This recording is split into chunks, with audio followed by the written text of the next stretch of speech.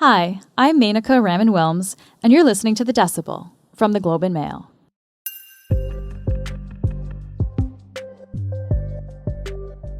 And I always felt that, I kind of felt like everyone was against me a little bit. Jerry wasn't here to blame, and they're looking for somebody. That's Jennifer Kathleen Margaret Robertson. I understand that all of these events leading up made everything look very suspicious or, out of this kind of world. And, many days I wake up and I'm still like, wow, that happened, and that happened to me. She was married to Gerald Cotten. He founded Quadriga, a cryptocurrency exchange company that was wildly successful. It had almost 80,000 clients and over $200 million in investor funds. Except Quadriga was a scam, dubbed a Ponzi scheme by the Ontario Securities Commission. And when Gerald suddenly died 3 years ago at the age of 30, the encrypted passwords to access the hundreds of millions of dollars owed to clients went with him. For the first time since the ordeal, Jennifer is speaking. She's written a book about her experience and spoke about it with Telecom reporter Alexandra Posadzki and Joe Castaldo from the Globe's Report on Business. They've been following the Quadriga saga for years, and both of them are on the show to tell us about their interview with Jennifer and what she has to say about her side of the story. This is The Decibel.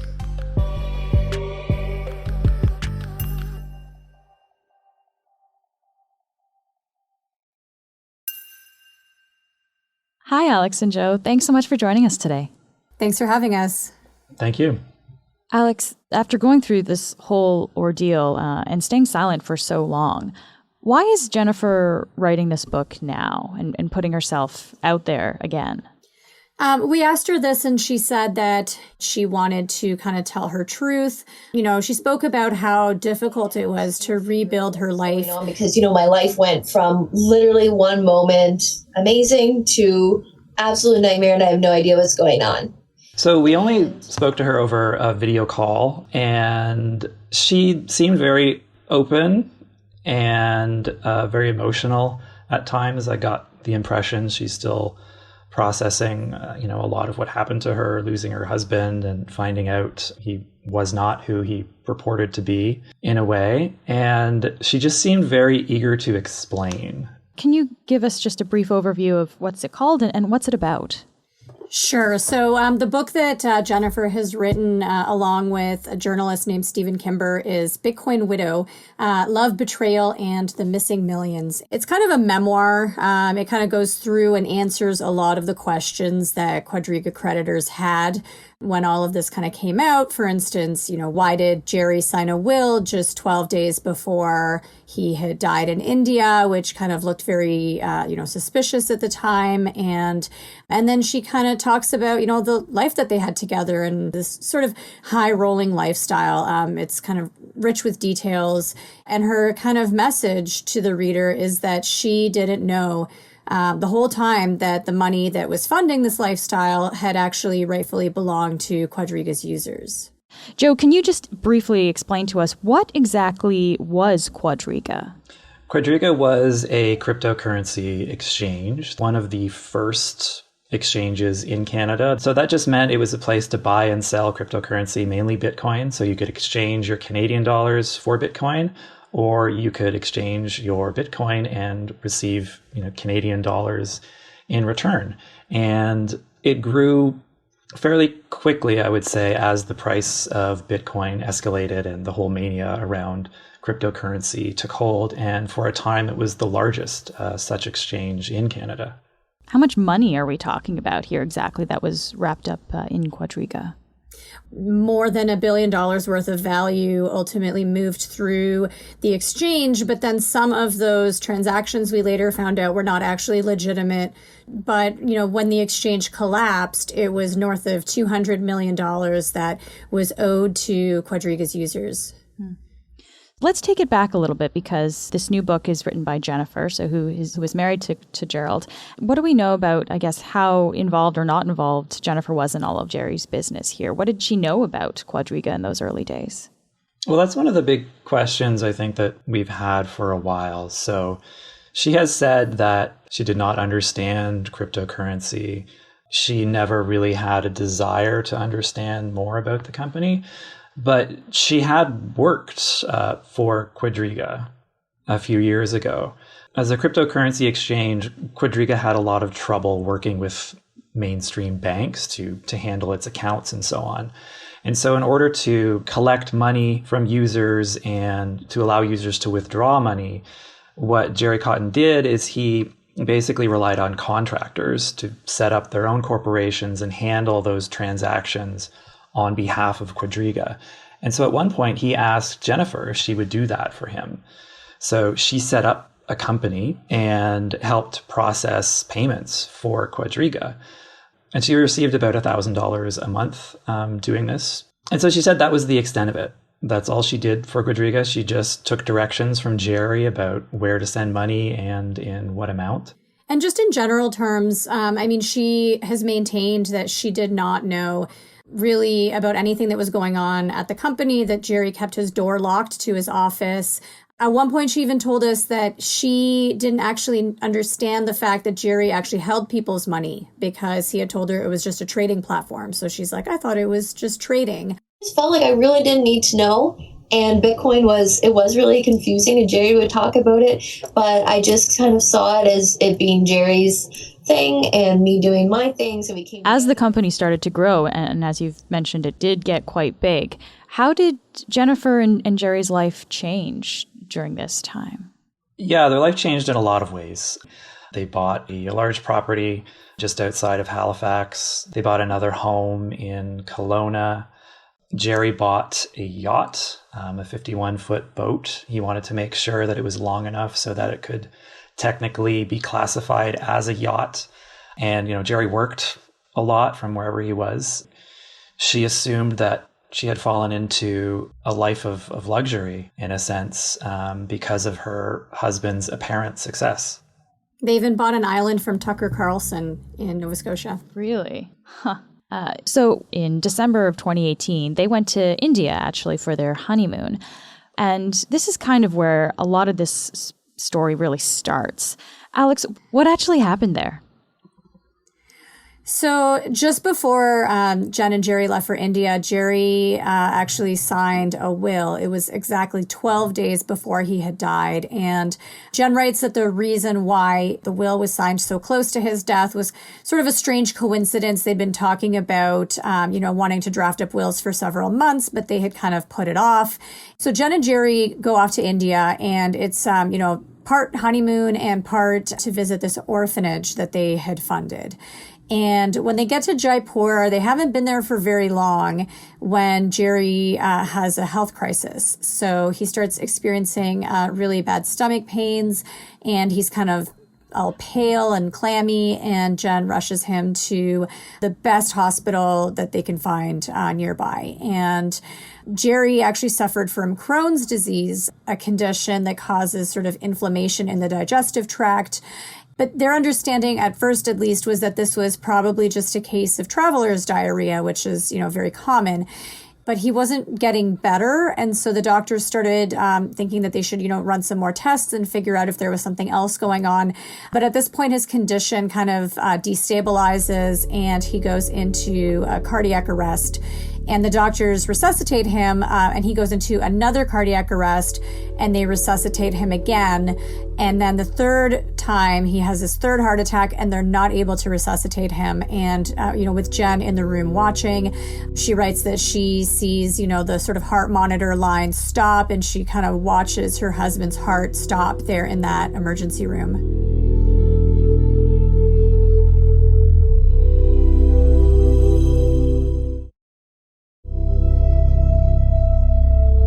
Around this time, people are also starting to ask questions about Quadriga itself. What was happening on that front at the same time?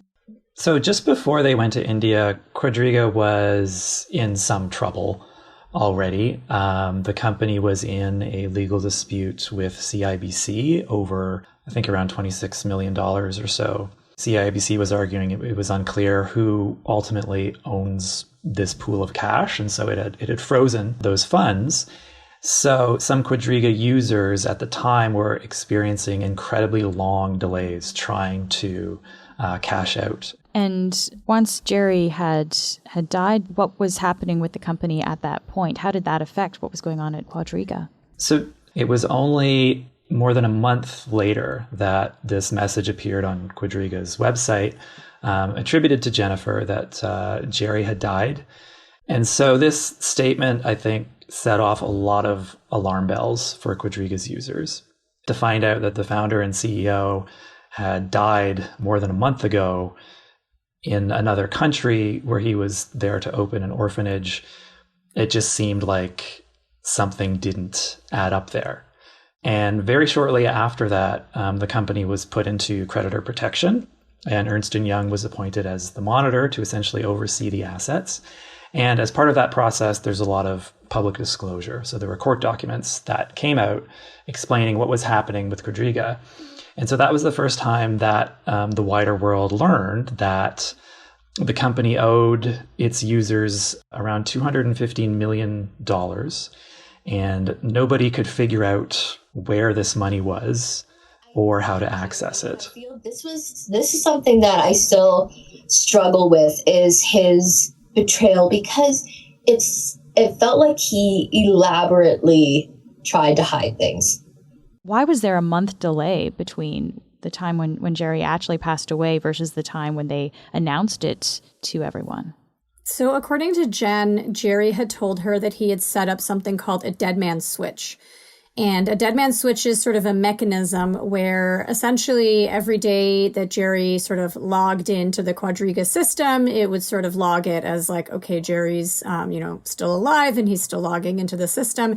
And the idea is that if a certain amount of time elapses where Jerry doesn't log into the system, then the system assumes that something has happened to Jerry, and it triggers this email that would be sent to Jen with information on, his laptop password or where Quadriga stored its cryptocurrency reserves, that sort of thing. And so the email never arrived.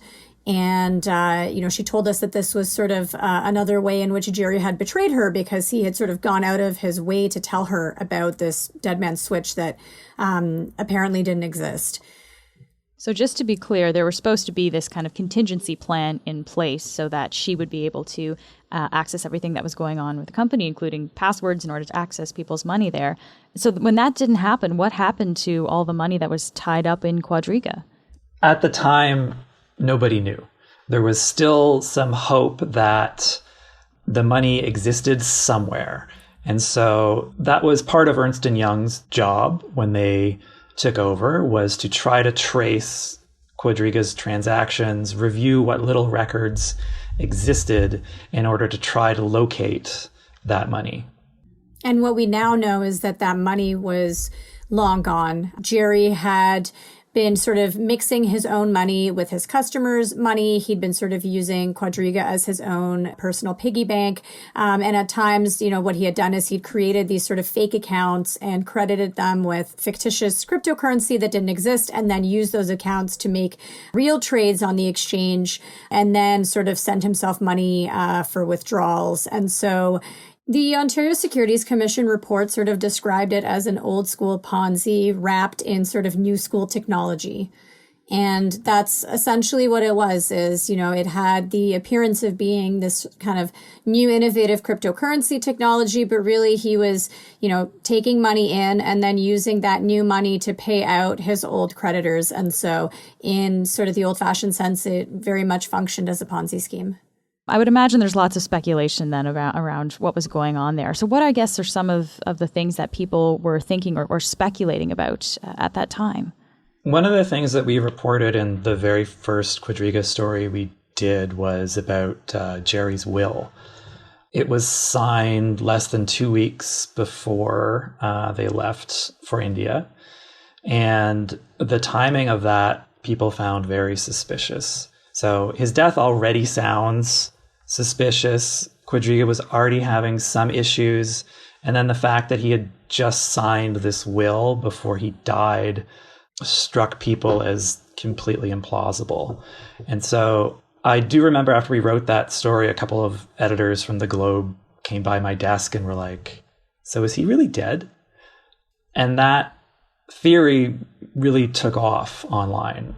People started to speculate that he had faked his death, he'd run away with this money, and somehow Jennifer was involved. What were people thinking of Jennifer, I guess, at that time, and how did she react or respond to all of it?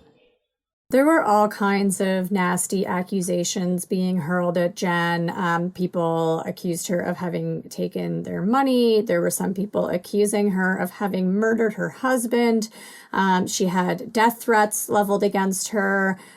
People kind of took pictures of her house and posted them on the internet. And, she had mysterious phone calls and just this total onslaught.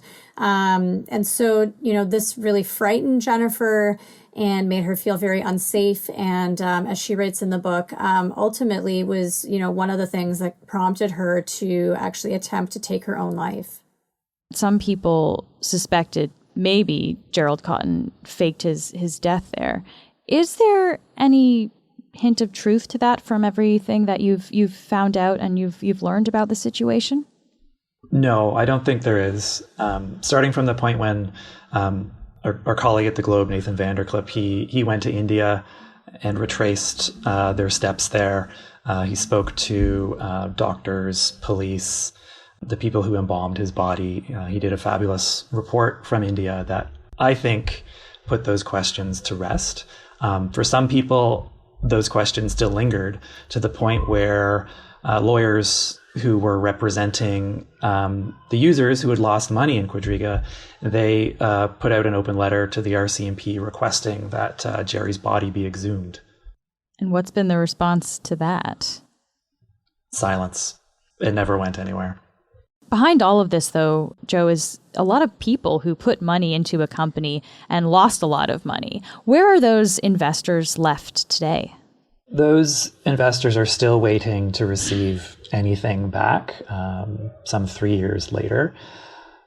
Because most of the money is gone, there's not much left for them. Ernst & Young was able to recover, I think, around $33 million. That's out of 215 or so. So they're not going to get much back. And this process takes a very long time, as you can imagine. I think one thing that is at play right now is the Canada Revenue Agency is assessing how much money Quadriga owed in taxes, because Quadriga never paid taxes. So that has to be resolved as well. So essentially, they are still waiting. After looking into this story for so long and finally hearing directly from Jennifer now, do you have any outstanding questions, I guess, about everything that happened here?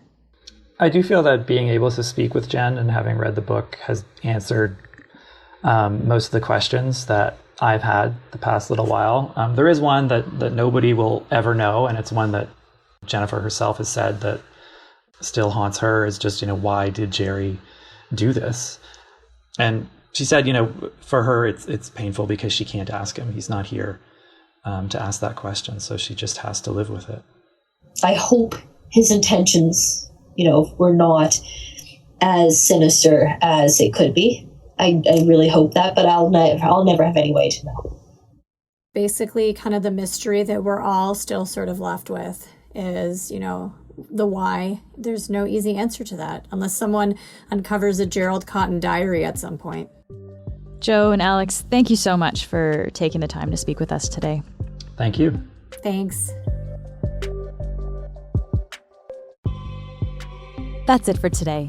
I'm Menaka Raman-Wilms. Our producers are Madeline White and Cheryl Sutherland. David Crosby edits the show. Kasia Mihailovich is our senior producer, and Angela Pacenza is our executive editor. Thanks so much for listening, and I'll talk to you tomorrow.